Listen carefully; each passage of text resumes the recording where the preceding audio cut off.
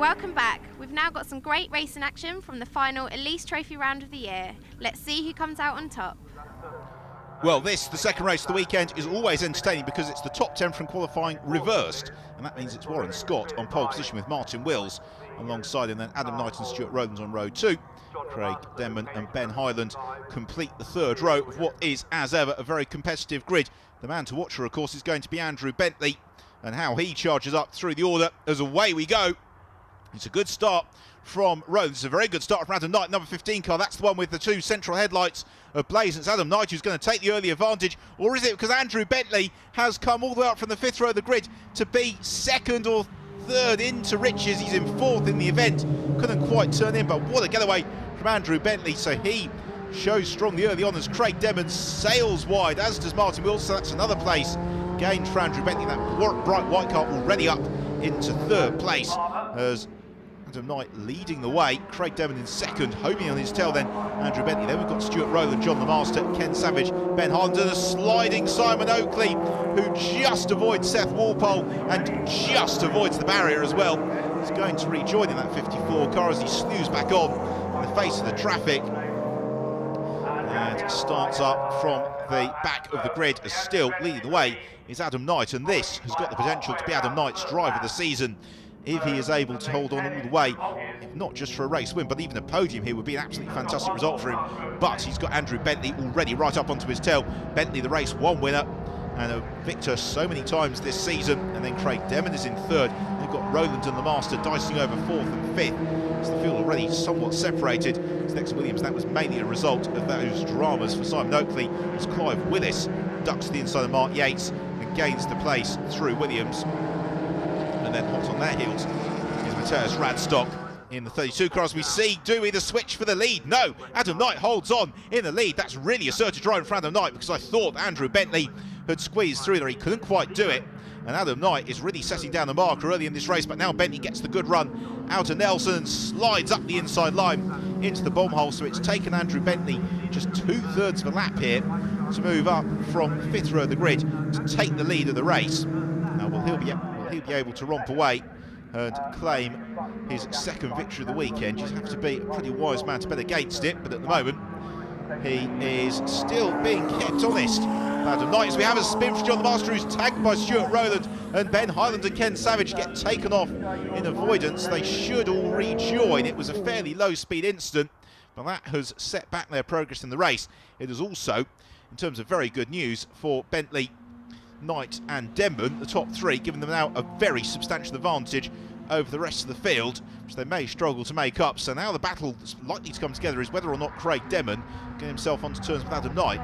However, if Knight can stay in the wheel tracks of Andrew Bentley, keeping in sight, which he won't be able to do if he does keep repeating mistakes like that, running wide at Montreal, he rejoins, but he has now let Andrew Bentley well and truly slip away. You can see that gap is pretty much double between them. Adam Knight again reluctant to make friends with the apex through Palmer. As further back down the field, got launching to the inside Dave Carr in number 13. That is Rob Woolridge, who pushes out wide. Simon Oakley also climbing up through the field, but that Motul car of Rob Woolridge always so immaculately prepared. Really good looking car. Warren Scott and Ben Highland from earlier dramas moving on through the order as a slight slither from Paul Patterson in the 19 car as he now drops back slightly from that scrap. There's Matthias Radstock under pressure from Warren Scott and Ben Highland. Scott looking to duck to the inside here of Radstock, so is Highland as they all accelerate on towards the hairpin at Agostini. As the race leader, Andrew Bentley, in command and steadily pulling away. And these, although slightly drier conditions than we had for the first race, actually even more treacherous, because on a damp track it's quite easy to overheat treaded tyres, but at the same time you just haven't got that grip afforded to you that you do in the dry. So he's going to have to be pinpoint accurate with his racing lines. He's behind the rest of the field, slip and slide as they all look to get the best possible finish they can. Ben Highland, who by his standards had a fairly muted 2012 season. He's a driver who has more than got the talent to regularly finish on the podium, but really luck and circumstance have conspired against him. As just ahead of him on the road, Warren Scott able to make the overtaking manoeuvre on Clive Willis. That's another place gained for Scott as he looks to climb his way up the order. Ben Highland, the next driver to challenge on Clive Willis. And then we've got Nigel Ayres as well, number 4 car, still staying in touch through the bob hole. And Highland gets a far better exit to Willis and should be able to challenge into Coram Curve here as he dives to the inside line at Coram. But of course this is Snetterton 300 circuit, and Coram now much tighter than it was in years gone by, so unless you're fully alongside on the way in, you can't really make that move. Stick on the exit. A pair of them accelerate out of Murray's along the centre straight, completing the lap. Here at Snetterton 300 is off the road has gone Jose Palazon, and Palazon, you can see that was a fairly lurid spin, also embroiled in some drama Simon Oakley. So the JCB deployed to go to work. That means that Ben Highland can't make the move on Clive Willis into Riches because we've got waved yellow flags, we've got marshals and recovery vehicles trackside, so instead Highland will have to maybe launch his challenge as they come out of Riches on towards the Montreal hairpin, as the fight for second and third really coming together now between Adam Knight and Craig Demon. Now can Demon do what he did in race 1 and just slip up into second? Well, Knight, with a sniff of a podium finish here, is going to make it very tricky for Demon to do that.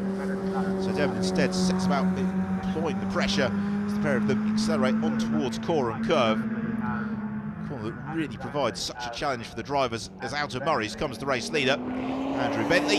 He reels off another lap. And he has got now a very significant lead at the head of the field. Ben Highland has been able to move ahead of Clive Willis, so Highland gains the place. Willis slips down, and he is next up to come under a little bit of pressure from Nigel Ayres. But this has been a very solid performance nonetheless for Willis, a novice driver. You can identify that by the yellow stick with the black cross on the rear of the car. That denotes a driver who is still collecting signatures on their licence, considered a novice driver, and so a drive like that from Willis, very impressive. As slithering wide is Adam Knight, and is he going to go around? He does! And Adam Knight, well, he saw him go earlier on very deep onto the Montreal hairpin. This time he just went too far and the rear of the car broke away from him. He rejoins though very adeptly and holds on to third position, so he should, if he's able to avoid mistakes like that, get himself onto the podium. As Ben Highland's already up onto the tail of Seth Walpole and looking to make the challenge. Is he going to be able to do that as they arrive into the Montreal hairpin? Yes, he does. So Ben Highland slides through. Warren Scott continues his very impressive progress up through the field. That is putting him into 5th position, as the man in 4th is Ken Savage. Here he is, and Savage having all sorts of dramas. The braking on that car doesn't seem to be to his liking, as Martin Wills flings the car into Woggies. And he's going to look for the optimal moment to rejoin the fray, as Dave Carr comes under a little bit of pressure from Matthias Radstock. Radstock in the black machine to the inside of the car, and he's going to squeeze through. They run side by side through Riches, but Carr finds the traction around the outside. That's where all the grit and grease is from some of the earlier racing. That's where he gets the grip in the wet weather, so he is able to maintain that place. He hits the brakes in plenty of time for Montreal, and around he goes. There's Carr from Radstock then, Rob Woolridge.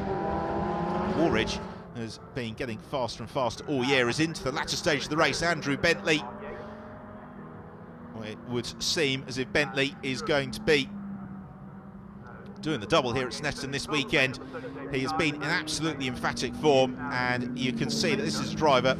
He has won several scholarships through his motorsport career. He won the BRDC Silverstone Scholarship to win a year of Formula Ford racing, won the Clio Cup Scholarship a few years ago to win a year's racing in the Clio Cup, and really he's a driver who is very, very talented and one who deserves a seat in the British Touring Car Championship. For now, though, he has put in an absolutely stunning performance in the Lotus on Track Elise Trophy here at Snetterton to bring an excellent 2012 season of Lotus on Track Elise Trophy racing to an end. It's been a very entertaining year. We've been treated to a brace of very intriguing encounters to round out the season, with Craig Denman claiming a double podium. It's been a successful trip to Norfolk for Craig, and then 3rd place should go to Adam Knight, which is going to be a superb drive from Adam, and he does take it on the line. So let's have a check of the final results. With victory for Andrew Bentley, 2nd place for Craig Denman, and Adam Knight completes the podium from Ken Savage. Warren Scott then to 5th, and Ben Highland rounds out the top 6, with Clive Willis holding on for 10th. Well, the hard season's racing at an end, and the drivers once more pose on the Snetterton rostrum with the trophies and champagne. Third place, congratulations. Thank you very much. How did you find it out there?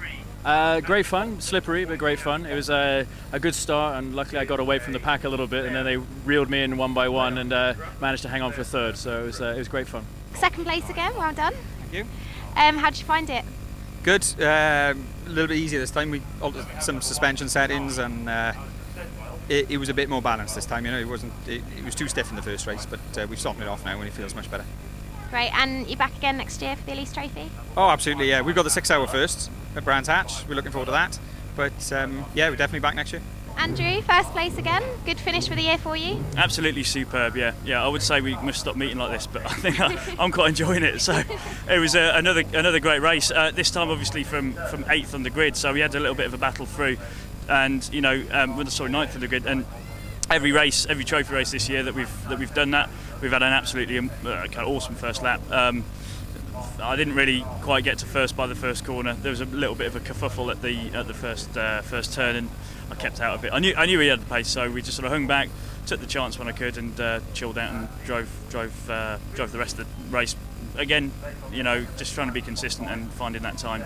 We've got a 100% record over the last couple of last couple of rounds in the trophy, and that should put us in good stead over the winter. And fingers crossed, I'll sort something out for next year. And Hangar 111 been without any shadow of a doubt giving us the best car possible. So hopefully we can work on something for next season.